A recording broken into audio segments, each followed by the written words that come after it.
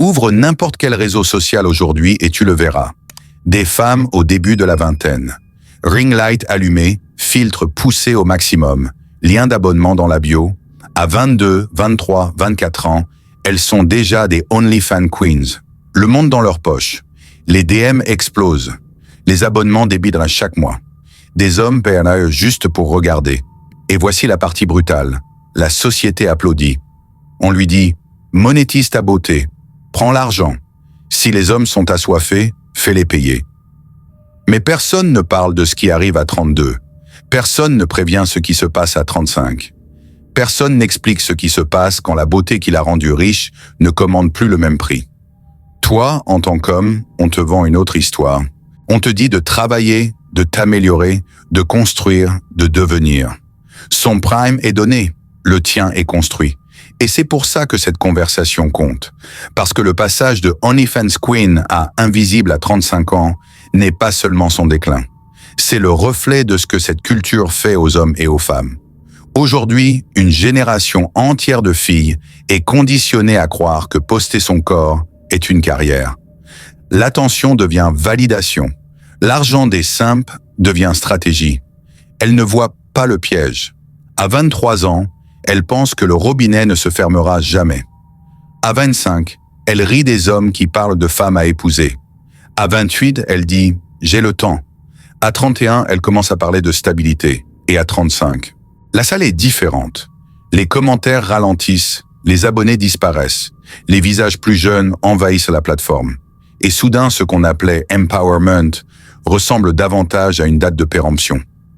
Pendant ce temps, toi, l'homme qui regarde cette vidéo, on t'a dit que dénoncer ça, c'est de la misogynie. On t'a réduit au silence. On attend de toi que tu fasses semblant qu'il n'y a aucune différence entre une femme qui a protégé son futur et une femme qui a vendu son image à Internet pour du cash et de la validation à court terme. Mais tu sens la différence. Tu n'avais juste jamais entendu quelqu'un le dire à voix haute. C'est ce que cette vidéo est. Ce n'est pas pour humilier les femmes. C'est pour parler de conséquences, de psychologie, de la réalité du marché amoureux que personne ne prépare ni les hommes ni les femmes à affronter. Parce que pendant qu'elle accumule argent rapide et followers, ce qui s'érode en silence, c'est sa valeur relationnelle aux yeux des hommes sérieux. Pas parce que les hommes sont insécures, mais parce qu'ils savent instinctivement que ce qui est à moi ne devrait pas déjà appartenir à tout le monde. Le monde moderne appelle ça du contrôle. Ton ADN appelle ça une limite. Dans cette vidéo, nous allons dérouler l'arc complet. Comment une fille devient OnlyFans Queen? Pourquoi elle croit que l'attention est infinie? Comment la psychologie de la validation facile détruit le lien amoureux à long terme? Et pourquoi à 35 ans, les hommes qu'elle méprisait sont devenus inaccessibles? Reste avec moi. Parce que comprendre ce mécanisme, c'est protéger ton temps, ton énergie et ton futur contre des femmes qui jouent un jeu très court, avec des conséquences très longues. Soyons brutalement honnêtes. Aucune fille ne se réveille en disant « Quand je serai grande, je veux faire de l'OnlyFans ». La OnlyFans Queen est un produit fabriqué par les réseaux sociaux, financé par les simps, vendu comme empowerment. Voilà comment ça commence. À 18 ans, elle poste un selfie. Un peu de peau, un peu d'attitude. L'algorithme sourit. Les likes explosent. Les DM s'ouvrent. « DS, épouse-moi !» lance ton OnlyFans. Son cerveau reçoit des décharges de dopamine qui autrefois demandaient de vrais accomplissements. Désormais, c'est simple. Poster son corps, se sentir importante. À 18 ans, elle est déjà conditionnée. Elle ne pense pas « Qui suis-je ?» Elle pense « Comment je monétise ça ?» La société applaudit. « Secure the bag, Queen. Ton corps, ton choix. Les hommes sont le problème, pas ce que tu fais de leur attention. » Évidemment, elle finit par ouvrir un OnlyFans. Le chemin était tracé depuis des années. Elle se dit « Ce n'est qu'un side hustle. Juste des photos de pieds, juste de la lingerie. Ce n'est pas la vraie vie. » Mais voici le twist psychologique dont personne ne parle. Une fois que son identité repose sur le désir des masses, elle ne peut plus revenir à l'intimité d'un seul homme. Parce que la vraie intimité paraît fade comparée à des milliers d'hommes qui la supplient. Un petit ami qui dit « Tu es belle » ne rivalise pas avec 500 abonnés qui paient chaque mois pour le prouver. Ce n'est pas de l'empowerment, c'est une addiction. Neurosciences 101. La dopamine, ce n'est pas seulement la récompense, c'est l'anticipation. Et l'intermittence, tips aléatoires, DM surprises, posts viraux, créent les addictions les plus puissantes. OnlyFans est un casino pour l'ego. Parfois c'est $5, parfois 500, parfois un whale lâche 2000 juste pour se sentir spécial. Chaque fois qu'elle pense arrêter, un gros tipeur apparaît. Chaque fois qu'elle culpabilise, quelqu'un lui dit « Tu es courageuse, tu es une businesswoman, tu reprends ton pouvoir sur les hommes. » Mais personne ne mentionne que son contenu ne disparaît jamais. Screenshot, enregistrement, archives, l'Internet n'oublie pas. Mais son stock de validation, lui, s'épuise. Et c'est là que ça devient sombre. Pour toi, l'homme. Parce que pendant qu'elle entraîne son cerveau à dépendre d'une attention masculine infinie, toi, tu es conditionné à croire que tu dois rivaliser avec cette foule entière, juste pour être assez. Tu combats ses abonnés, leur portefeuille, les commentaires de dévotion, l'inflation d'ego venant d'inconnus qu'elle ne respecte même pas. Comment un couple peut-il survivre quand son système nerveux est accroché à l'illusion des options infinies et que toi, tu représentes la limite, la frontière, la réalité? Tu deviens l'oppresseur dès que tu dis « Je ne veux pas que ma femme s'expose en ligne ». Elle n'entend pas l'amour. Elle entend la restriction. Elle entend « Tu es insécure ». Pourquoi? Parce que sa valeur personnelle repose désormais sur l'exposition publique. Le système lui répète « Tout homme qui questionne ça ne soutient pas ses rêves. Tout homme avec des standards est contrôlant. Tout homme qui s'en va est fragile. » Mais voici la vérité inconfortable. Les hommes qui s'en vont en silence sont les mêmes qu'elle pleurera de ne pas trouver à 35 ans. Elle dira « Où sont les vrais hommes? Ils étaient là. Ils n'ont simplement pas voulu d'une femme dont l'intimité était devenue un produit. » Et c'est pour ça que tu dois comprendre cette psychologie. Parce que vivre comme une fantaisie digitale pour des milliers d'hommes ne touche pas seulement son compte en banque. Ça déforme sa capacité à s'attacher, à respecter, à aimer vraiment un seul homme dans le monde réel. Et c'est pourquoi les hommes sérieux ont raison de s'éloigner. Voici la partie que personne ne veut toucher. Quand une femme vit comme une fantaisie digitale, ce n'est pas seulement son compte en banque qui est affecté, c'est sa psychologie qui est reprogrammée. Ça change ce qu'elle pense mériter. Ça change ce qu'elle peut même ressentir dans une relation. Tu ne rivalises pas avec d'autres hommes. Tu rivalises avec une réalité entière, altérée. Réfléchis. Dans la vraie vie, l'amour d'un seul homme est une bénédiction. En ligne, les louanges de milliers deviennent la norme. Dans une relation normale, un compliment de ton homme est précieux. Une soirée compte. Son attention est significative. Mais quand elle est habituée à 300 commentaires par jour, des messages venus de 20 pays, des tips, des cadeaux, des listes de souhaits remplies par des inconnus, ta présence devient du bruit de fond, pas parce que tu es faible, pas parce que tu es ennuyeux, mais parce que son système nerveux est calibré pour une stimulation infinie. La psychologie a un mot pour ça, désensibilisation. Plus tu es stimulé, plus il faut d'extrême pour ressentir quelque chose. Ce qui commence par des photos devient vite « je vais faire un peu plus, je vais offrir du contenu personnalisé, je vais parler plus cru ». La barre monte, les limites reculent, et chaque ligne franchie anesthésie un peu plus son intérieur. Mets cette femme dans une relation.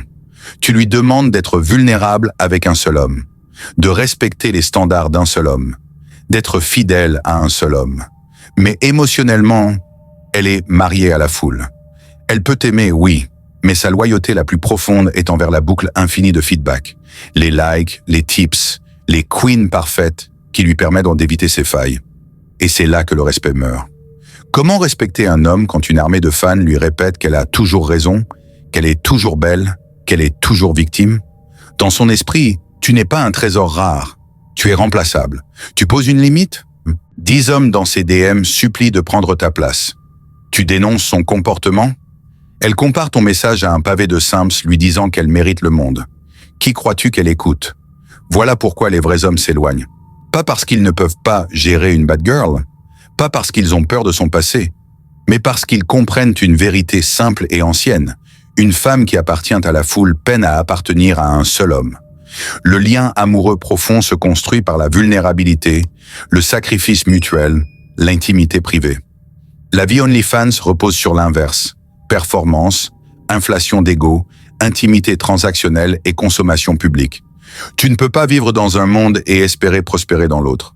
Et c'est cette réalité brutale que cette vidéo expose. Dans la prochaine section, nous allons passer de sa psychologie au calcul froid du marché amoureux. Pourquoi les mêmes hommes qu'elle, ignorés à 24 ans, sont introuvables à 35?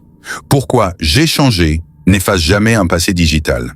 Et pourquoi les hommes doivent arrêter de s'excuser d'avoir des standards dans un monde qui veut les réduire au silence? Oublions les émotions. Parlons réalité froide. Le dating aujourd'hui n'est pas un conte de fées, ni une comédie romantique. C'est un marché. Et les marchés ont des règles, qu'on les aime ou non. De 18 à 28 ans, la OnlyFans Girl est au sommet de ce marché. Elle a la tempête parfaite. Jeunesse, fertilité, portée sociale et une armée d'hommes prêts à payer pour l'attention. Elle confond désir immédiat avec valeur à long terme. Elle pense « Si des milliers d'hommes me veulent maintenant, je trouverai toujours un bon homme plus tard. » Mais ce n'est pas ainsi que ça marche. Les hommes jettent de l'attention sur presque tout, mais ils ne s'engagent qu'avec ce qu'ils respectent. Et le respect ne s'achète pas avec un décolleté, des snaps premium ou des liens privés. Le respect se gagne par le caractère. Voici la courbe brutale qu'on ne lui explique jamais. Son pouvoir de marché est préchargé. Il culmine tôt. Le monde le lui donne jeune, sans discipline, sans travail, sans sagesse. Le tien en tant qu'homme est l'inverse. À 20 ans, tu es invisible sauf si tu as des gènes hors normes ou de l'argent. À 25, tu construis encore. À 30 plus, tu solidifies revenus, expérience, confiance, contrôle émotionnel. À 35, si tu as travaillé, tu entres dans ton apogée. Pendant que sa courbe descend, la tienne monte. Voilà pourquoi le passage de OnlyFans Queen à invisible à 35 ans frappe si fort. Parce que à 35, l'homme moyen qui n'a rien fait galère. Mais l'homme qui s'est construit a des options. Et un homme avec des options devient sélectif. Il se souvient des années où il était ignoré, rejeté, ghosté pour des hommes plus excitants. Il n'est pas amer, il est lucide. Alors il se demande, pourquoi choisir une femme dont tout le passé est en ligne, dont l'intimité était un abonnement, quand je peux choisir une femme avec pudeur, discrétion et vision d'avenir? La société crie au shaming, mais c'est de la manipulation émotionnelle. Tu n'es pas obligé d'investir ta vie, ton héritage et la réputation de tes enfants dans une femme qui a transformé son intimité en produit. Ce n'est pas de la haine, c'est de la gestion du risque. Pense comme un homme qui a construit quelque chose. Tu as une carrière, un nom, peut-être des enfants. Veux-tu que les camarades de classe de ton fils puissent retrouver le contenu de sa mère sur un téléphone à la pause déjeuner? Veux-tu assister à une réunion professionnelle en sachant que la moitié de la salle a déjà vu ce qui devrait être à toi seul? Ce n'est pas de l'insécurité. C'est l'instinct masculin naturel de protéger ce qui est sacré. La psychologie évolutive est claire depuis des décennies. Les hommes priorisent jeunesse, fertilité, fidélité. Les femmes priorisent sécurité, ressources, statut. Quand elle a choisi OnlyFans, elle a échangé une fidélité perçue contre de l'attention rapide et du cash. C'est un trade. Et les trades ont un prix. Et le prix est celui-ci. À 35 ans, les hommes qu'elle veut enfin, disciplinés, établis, respectés, sélectifs, regardent son passé digital et disent simplement « non merci ». Pas bruyamment, pas avec colère, juste en silence. Elle appelle ça de l'intimidation masculine. Mais la vérité est plus simple. Les hommes de valeur ne sont pas intimidés. Ils ne sont juste pas intéressés. Dans la prochaine section, nous allons entrer dans le moment qu'elle n'a jamais anticipé. La panique, le « où sont passés les vrais hommes ?» les regrets nocturnes qu'elle ne peut pas poster. Et surtout, nous allons parler de ce que toi, en tant qu'homme, dois faire pour éviter de devenir son plan de retraite émotionnelle quand le marché cesse de la valider. Voici la partie qu'elle n'a jamais mise en story. À 22 ans, elle rit de l'idée de se poser. À 26, elle se concentre sur elle-même. À 30, elle dit qu'elle ne se presse pas. Mais à 35, quelque chose change. Les mêmes femmes qui disaient « Je ne baisserai jamais mes standards » commencent à murmurer « Je suis enfin prête pour un homme sérieux ». Traduction « J'ai brûlé mon prime, J'ai monétisé mon image, j'ai traité l'engagement comme un accessoire. Et maintenant, je veux qu'un homme paie la facture de mes choix. Tu verras les signes. Son contenu devient soudain plus sage. Elle parle de guérison, de féminité divine, de soft era. Elle supprime des posts, verrouille des comptes, se rebrand. Mais Internet n'oublie pas. Et l'inconscient masculin non plus. À ce stade, elle remarque quelque chose de terrifiant. Les DM sont toujours là, mais différents. Moins d'hommes de statut, plus de bizarres, plus de désespérés, moins d'offres sérieuses. Les hommes qu'elle veut vraiment, silencieux. Psychologiquement, c'est là que la dissonance cognitive frappe. Pendant plus d'une décennie, on lui a répété « Tu peux faire ce que les hommes font. Tu peux vivre sauvage, puis t'installer quand tu veux. Tu seras toujours le prix. » Mais sa réalité vécue dit l'inverse. Elle voit les plus jeunes recevoir l'attention qu'elle avait. Les hommes de son âge sortent avec des femmes de 25 ans. Ses anciens plans B sont mariés, fiancés ou prospèrent sans elle. Alors elle pivote brutalement. Soudain, elle veut un vrai homme, un leader, de la sécurité émotionnelle, quelqu'un avec qui construire. Et c'est là que tu entres en jeu, si tu n'es pas prudent. Parce que toi, en tant qu'homme de valeur, tu pourrais être tenté de la sauver. Tu vois la tristesse dans ses yeux. Tu entends ses histoires de trauma, ses ex toxiques, ses regrets. Tu entends « J'ai changé, j'étais jeune, je ne savais pas ce que je faisais ».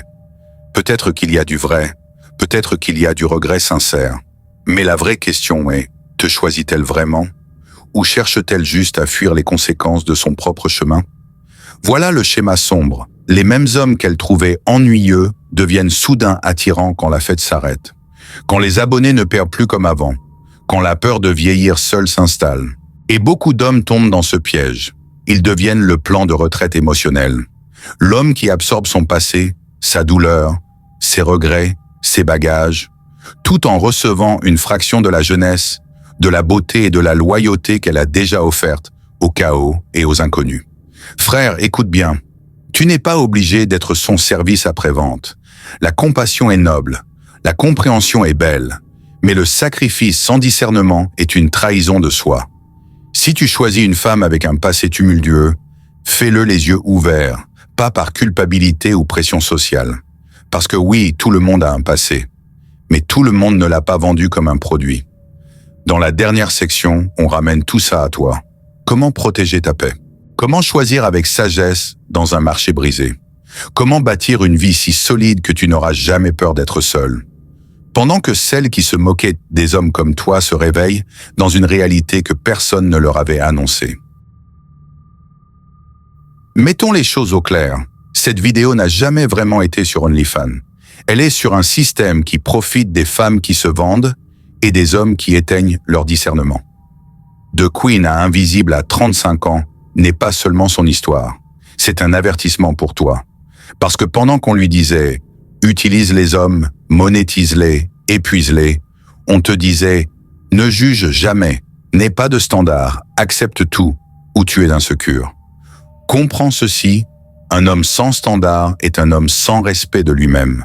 Tu n'es pas haineux parce que tu ne veux pas que ta future femme soit nue sur Internet. Tu n'es pas contrôlant parce que tu veux de la pudeur, de la loyauté, de l'intimité privée. Tu n'es pas fragile parce que tu vois des drapeaux rouges chez une femme qui a passé une décennie à vendre son intimité au plus offrant. Tu es éveillé. La culture moderne appellera tes limites misogynie parce qu'elle te veut docile, coupable, manipulable. Elle veut que tu te sentes honteux de vouloir ce que les hommes ont toujours voulu. Une partenaire loyale, un foyer sûr, une femme qui protège sa dignité. Pas seulement pour elle, mais pour sa famille future. Et voici le twist. Pendant qu'on vend aux femmes le mensonge qu'elles peuvent vivre comme si demain n'existait pas, on te vend à toi le mensonge que tu seras toujours là pour les rattraper quand demain arrive. Frère, tu n'as pas à jouer ce rôle. Tu as le droit de dire « Je te souhaite le meilleur, mais je ne signe pas pour ça ». Tu as le droit de t'éloigner des femmes qui pensent que l'attention est de l'oxygène, qui voient l'engagement masculin comme un lot de consolation après le chaos, qui considèrent ta stabilité comme une ressource à consommer, pas à honorer. Concentre-toi sur ce que tu contrôles, ta mission, ton corps, ton esprit, tes finances, ton âme. Quand tu construis une vie forte, tu arrêtes de négocier avec le désespoir. Tu arrêtes de convaincre les femmes de ta valeur. Tu deviens l'homme qui choisit, pas celui qui attend d'être choisi. Et voici l'ironie magnifique. Plus tu priorises ton chemin, moins tu risques de finir avec une femme dont l'identité entière repose sur être vue par tous, mais aimée profondément par personne. Souviens-toi, tu n'es pas là pour sauver qui que ce soit des conséquences de ses propres désirs. Si une femme a passé ses années de prime à vendre du fantasme, à courir après l'ego, à se moquer des hommes stables, ce n'est pas ton devoir d'effacer ce tableau. Pardonne si tu veux, comprends si tu choisis, mais n'oublie jamais ce que ces choix signifient. Maintenant, fais quelque chose de simple. Demande-toi honnêtement, quelle femme veux-tu voir élever tes enfants? Seras-tu fier de son passé quand ton fils ou ta fille te poseront la question un jour? Si la réponse te serre l'estomac, écoute ça. Ce n'est pas de l'insécurité, c'est ton instinct qui protège ton futur. Si ce message t'a frappé, s'il t'a fait repenser à ce que tu tolères, s'il a mis des mots sur ce que tu ressentais sans pouvoir l'exprimer, ne le garde pas pour toi, partage-le avec un frère prêt à ignorer tous les drapeaux rouges parce qu'il est seul. Partage-le avec un homme qui croit qu'il doit accepter n'importe quoi juste pour ne pas être seul. Et si tu veux plus de contenu qui découpe les mensonges, qui mélange psychologie, philosophie et vérité brute pour les hommes, abonne-toi, laisse un like et soutiens la mission avec le lien dans la description. Tu n'es pas fou. Tu es simplement entouré d'un monde qui veut t'anesthésier.